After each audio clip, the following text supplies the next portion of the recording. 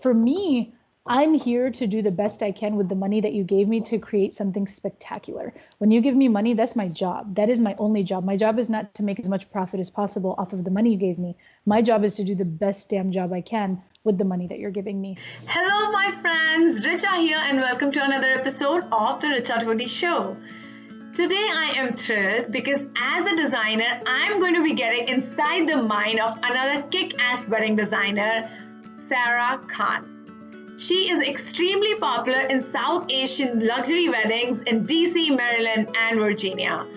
Her weddings have landed in Harper's Bride, Grace Ormond, Modern Luxury Weddings, to name a few. Today in our conversation, we are going to be talking about how she landed in South Asian Bride magazine without doing even a single wedding. Can you imagine?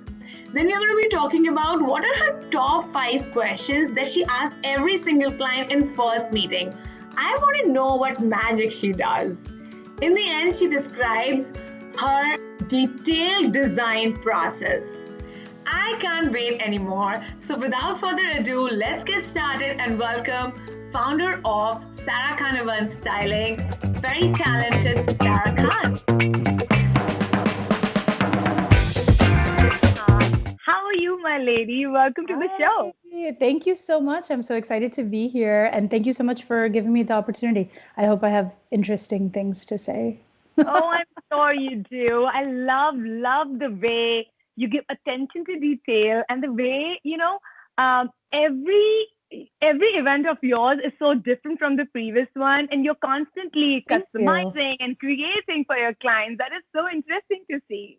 Thank you. I mean, it gets boring if you don't do that. And then also at the same time, it's like we're promising each client that we're going to give them something that's kind of indicative of their personalities. And so I think if you're able to see that difference from one wedding to the other, then it's a testament to like how different each couple is, right? Yeah. So we are going to get deeper into wedding design and the business side of it. But before that, just tell me a little bit about you. Like, how did the idea of design come into being? I've always liked making things and building things. It just feels great to be able to make something with your hands and then be like, wow, I made that. So I don't know. I've always made things and built things, and in like Desi culture, you're always taught that like you become something professional. That required schooling and, whatnot. So I got my bachelor's of science in financial economics, and I minored in like accounting. But it was all after I graduated. I was thinking of going into law, and I was thinking to do economics, trade law, that. So that really interested me, and especially with my background with like the finance degree, I was like, okay, let's do this. And then my family would be like, oh, you're a lawyer. So, all right, good. It's something, right? Not a doctor, right. But a lawyer. Okay. All right. And my great-great-grandfather was a lawyer. My great-grandfather was a lawyer. So it's like in the family. So I thought to do that. During that time, I also got married. And so when I was getting married, I was looking for decor companies in the area. And I had only ever heard of like 2 during my whole wedding planning process. And that service like Desi weddings or South Asian weddings. And so then I decided to build my own stage for decor for my mehndi and for my wedding. I mean, that didn't make me think, oh, let me start this as a business, but I was happy. And so I thought, you know what, like in economics, when there is a demand in the market or when you see a gap, that's the perfect opportunity to start a business. And the gap was that I only knew of a handful of companies that did South Asian wedding decor. I used to spend hours and hours and hours looking at wedding decor. And the only resource that I found was there was South Asian Bride magazine, there was Maharani Weddings. And I used to find the photographers who did like the higher end luxury Indian weddings. And I used to follow their blogs. So that way I can see more beautiful wedding decor. Yeah. So I used to follow so many people and on a daily basis, just read through blogs, looking at decor. And I just remember thinking, I don't see any Desi weddings that have like very timeless decor or contemporary decor. It's always big gold pillars. And I was like, I'm sure there are so many people that want it. Like I wanted it. I was born and raised here, and you don't have to be born and raised here to want it, but like, I think wanting a timeless looking wedding is something across the board that people would want, especially being desi. Like, we wear Indian clothes at the wedding, our food's desi, like that's enough color. You don't need everything to also be Banarsi fabric and gold pillars. Absolutely. So, my mom, when she would see me looking at all this stuff, she would be like, stop wasting your time looking at things that we can't afford, because that's not happening at your wedding. So come back down to earth. And I remember thinking when she said that, I'm sorry. Everybody say hi to Jiminy, who's making appearances. Hi, little one. We talked so much about you. But anyway, so when my mom said that, I remember immediately thinking, okay, maybe we can't afford these like $1 million weddings or whatever, but there are people who can. And I then can do a completely different, amazing wedding every time from my imagination for someone who doesn't have the time to sit down and think about these things or build her own stage. Like people who really, truly appreciate beautiful wedding decor, but they just are so busy in their careers or whatever, and they just want someone to be able to imagine it for them. And you're not really given the tools to find a way to make your passion pay the bills. You just gotta kind of figure it out on your own. Yeah. But and also we have this, like we are very focused on like first get yourself settled by being an engineer, doctor, or lawyer, and then you can pursue whatever you want find to do. a way to pay your bills with a real job. A real job. And then also like it comes from like you want to be in a safe space. Well, you see how a lot of us, even though we're creatives, we all still have that professional background. You're an architect, right? I'm an architect. Yeah. I did not. You got the professional background, you got it out of the way, and then you came into the creative sphere. And it's just like, I mean, although I feel like it does help us, I think definitely my economics and finance background has influenced so many decisions I've made as a business owner. So I don't know. I think, like I went from that thought process of, you know what, I think there are people out there to, let me see if this is like an actual opportunity. So I put together like a photo shoot, and I told myself I need to be able to gauge it. And I was like, if I can get this photo shoot into like a magazine or like an online publication or blog without being a company, I'll take that as a sign of like, I can do this. I can handle it. Yeah. So I decided, let me do fresh flower jewelry. Then I don't have to stage a whole wedding, but it's like a detail that we see a lot in weddings back home. In weddings. But you don't see any here. So this was 9 years ago.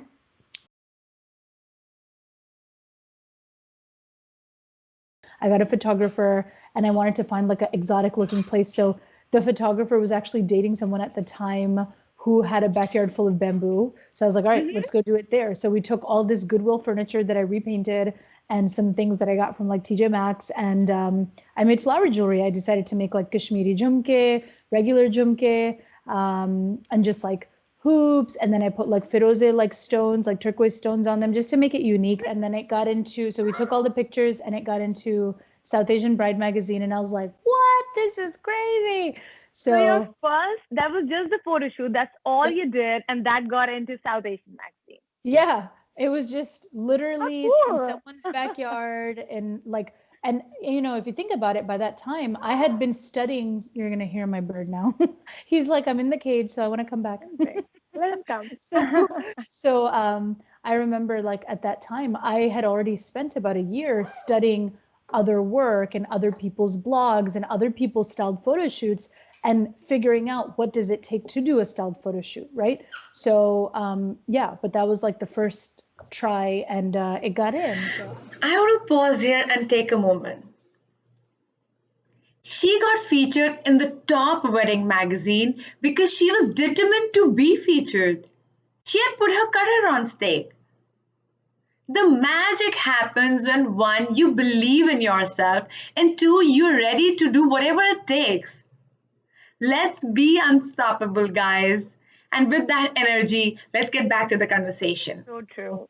That's where it started. And then I told my husband, I was like, are you okay with me like quitting my full-time job and just doing this? And he was like, I've never seen somebody get garbage from the Goodwill and do what you did to it. So I'll take that as a sign too.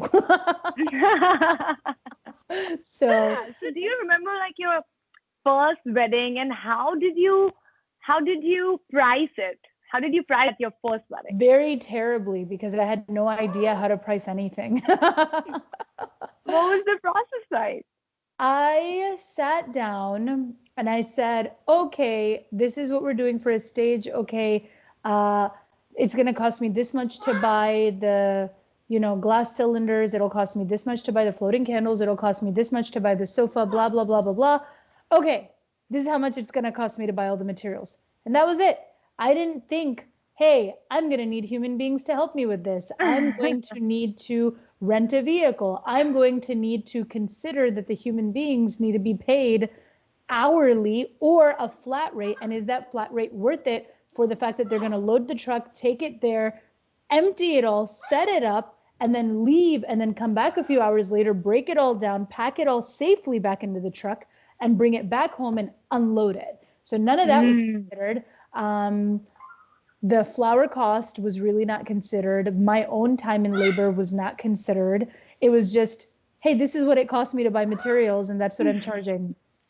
So needless to say, my first wedding that I ever did, I charged $800 for it, and I probably paid another $500 or $600 out of pocket to cover it. So if you're paying $500 or $600 out of pocket for expenses and you charge $800 on material, you should not be charging $1,600 or $1,500. You should be charging like double that to make sure you make money. So yeah, that's how we priced it, very poorly. But it wasn't just the first time. It was the first several years where that kept happening, because there's so many things, as you know, that go into an event. Sometimes you'll have an event that's in the city and you have to consider parking for your vehicle. You have to consider truck, gas, mileage. You have to consider the number of people that it is appropriate to have working an event of a particular size based on the amount of stuff that needs to be done. So definitely several years of my business was a learning process. It's kind of nice that you asked me this question, because I haven't been able to appreciate how far we've come in a very long time. We've come very far. You have, you've met so many clients over the years. You've sat with so many people. Tell me, what are your initial 2-3 questions or 4-5 questions that you make sure that you ask them on your first meeting and you have that clarity? Design wise, or just just in general? In general. Okay. Maybe it could have design questions as well. Yeah. So in terms of my process, the first thing, nowadays it's different, because the first thing I do is go into a COVID briefing like, hey, we're in Corona times. So these are all of the things that we are doing now to make it easier for you as a client, blah, blah. But generally when we get on the phone, so I don't really do consultations. I have a team member who does them.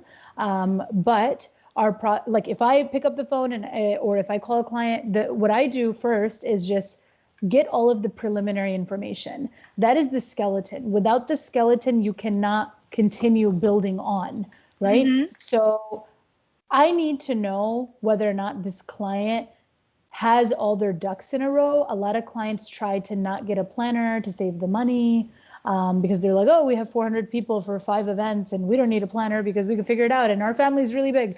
So, I need to know.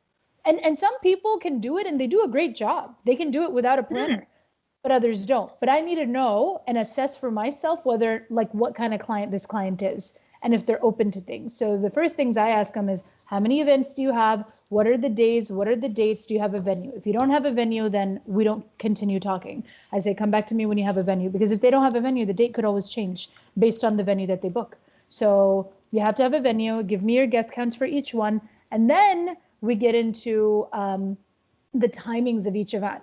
So things get very complicated if people are having 3 events in one day at the same property. And we have to look at, is there, sorry, his foot fell into his food dish and he was stuck. Anyway, so we get into logistics issues. I get all of that information down first. Once we get all the logistics, I tell them about all the holes in their planning and tell them about all the things that are going to be problematic for me, for the caterer, for everyone else. And they're like, oh my God. They're like, we didn't think of that. And I'm like, yeah, that's why you work with a professional. So once we get all that, then I say, okay, now that we have all of this out of the way, let's talk about the fun part. Yeah. And before we say anything else, the first thing I always ask is, how do you want it to look and feel when you walk in? You don't have to tell me colors, but I want you to tell me, how do you want it to look and feel? Because if somebody tells me they want it to look very elegant and glamorous, I'm going to make that room look very different than I want it to look very elegant and simple. I'm going to use different colors for elegant and simple than elegant and glamorous. I'm going to use different vases for that. I'm going to use different lighting for that. Those words tell me what colors I'm going to use, what color palettes to introduce to the client for that look, what textures, what flower arrangement style, all of it. To me, I translate in my head after I get those words from them. So once they tell me that, and then I say, okay, do you have a color palette in mind? And right then and there, they'll be like, yeah, we wanted this. And I'm like, okay, but that conflicts with the elegant and whatever. And they're like, oh, I didn't think of that. And I'm like, right. But this color palette might be better for your reception because you wanted it to be vibrant but elegant. So maybe we can use that color palette for your reception. So I help them kind of, I mean, my mental process, I don't know how to, I guess maybe I should put it down into words, but that's the way that I handle it in terms of like design. So once I decode the look and feel they want, then I deconstruct the colors that they want. And then once we deconstruct the colors, then we get into, okay, well, for this event, we want X, Y, and Z number of tables. Do we want a stage? Do we not want a stage? Because those are definitely like factors that'll affect pricing for them. Usually by that time, I will already know dollar-wise where they're landing, especially if they've already given me a Pinterest board. I already know what it's going to be. So before we even get into it, I just tell them, okay, listen, do you want to tell me how much your budget is, or do you want me to tell you? Because based off of what you've told me right now, you're going to land around 30K or you're going to land around 50K. And they're like, oh my God, really? And I'm like, yeah, because 20% of that already is labor. So if your budget is 20K and 20% of it is labor, $4,000 you can take out. So now you have 16,000 to divide between 4 events. And if you divide 16 by 4, that's 4,000 per event, but your mandap itself is going to be 5 or 6K. So if your mandap's 5 or 6K, you've already kind of sucked up the budget of another one. That doesn't leave you much to do decor in your aisle or whatever it is. And so when I break it down to them like that, they're like, oh, and I'm like, yes. So this is super, like you clean it up for them. Yep. Because the more transparent you make it for a client, the easier you make it for them to understand what is happening with their money, the more a client trusts you and you build that relationship with them. And I think that's very important for me. Like, I know it sounds crazy. Yes, as a business, you care about money. Of course you care about money. You have to like, pay bills and you have to like feed your family. But for me, I'm here to do the best I can with the money that you gave me to create something spectacular. When you give me money, that's my job. That is my only job. My job is not to make as much profit as possible off of the money you gave me. My job is to do the best damn job I can with the money that you're giving me that is reflective of who you are, right? And so once a client sees that and understands that through your communication with them, through your body language, through the way that you take care of them, then it's great. Because then you can be on the same page. And so that's usually the point at which a client decides either I'm too expensive to work with or, they want to work with me. And so it really helps reduce the amount of time that we spend doing like inquiries and proposals and whatever, because it doesn't make sense to make a proposal for everybody because everybody might not be the right client for you. And you might not be the right vendor for them. Some people just want to get it done and get out. They don't really... They're not passionate about decor and they don't care to spend money on it, but they do care to spend that money on maybe their photographer or the venue. And that's okay. So I would rather filter to the people who genuinely like love it and care about decor because we get to have the most fun in coming up with cool ideas. How interesting is that? So cool. I mean, you put it so neatly. Even when I sit with clients so many times, that is one of the priority that, once I know your vision and what you're looking for, we get our budget straight so that now we're aligned and now, now there's a match. Otherwise, looking at our pictures, looking at what is shown on the media And Yep. then, People come with a just lot of Pinterest expectations and they have no idea what it costs. And I get that because you don't see prices anywhere. Like you can go on Neiman Marcus and see a $7,000 dress and know that it's seven because it says it. And when it comes to decor, you don't really get that. You don't ever get that. You don't get to see pictures and have a price on it because people don't realize so many things go into making that picture look that way. And it's not just one company. You get a draping yeah, company, you get a never. carpeting company or a dance floor wrap, and you get lighting, and you're paying for florals, then you're paying for linens, chargers, glassware, chairs. And so these are all coming from different places. And so it's very difficult to put a price tag on that. So true, so true.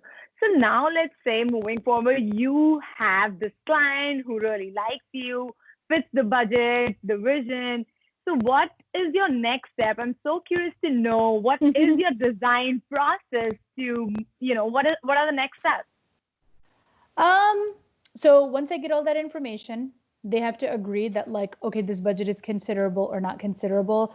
I'll try to get them to a max budget of like, what is your maximum? Just keep in mind, it's not because I'm trying to get more money out of you.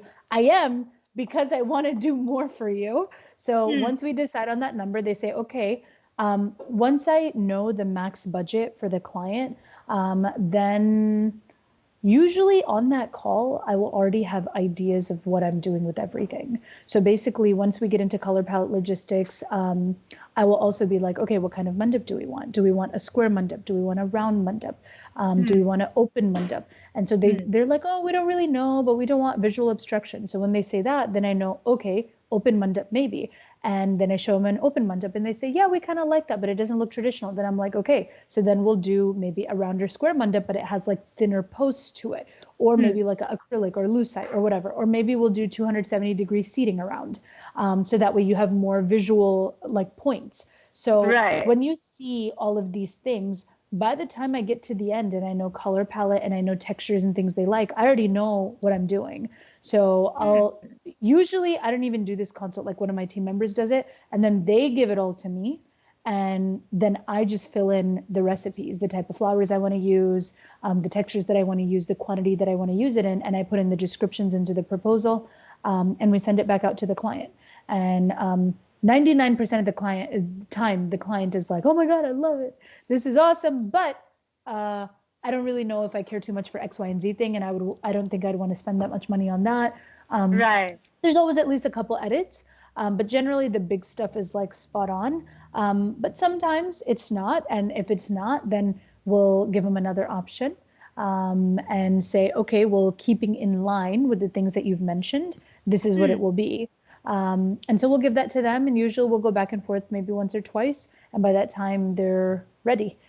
Some people will come back and say, okay, we need to compare to other proposals. And I'm like, okay, but generally that doesn't happen. Generally the person who sticks up to that point, they know that they want to work with us. And so they're just kind of like, we're going to make it work. If you can work in our budget, we only want to work with you.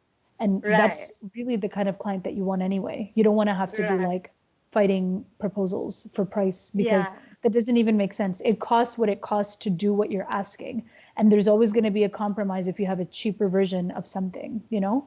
So, and they need to know that. Right. And then in how do you present your design to them? Like, is it a written format? Do you sketch it up for them? Sometimes I'll do a sketch. Sometimes it'll be like, okay, I want to do this part of this picture, that part of that picture, this part of this picture, but we're going to do it in this color. And sometimes like the parents will be like, well, I don't know what you're talking about. I've never seen it. Do you have a picture? I'm like, how can I have a picture? I literally came up with the idea in front of you right now. 2 seconds ago, right now on this table, I came up with the idea. How can I have a picture? And they're like, well, how do we know what we're paying for? I was like, I don't know. Do you see anything ugly in my photos though? If you, and I just say that. And when I'm very honest like that, I think the parents also appreciate it. They're like, all right, fine. So I've had clients that have tripled their budget.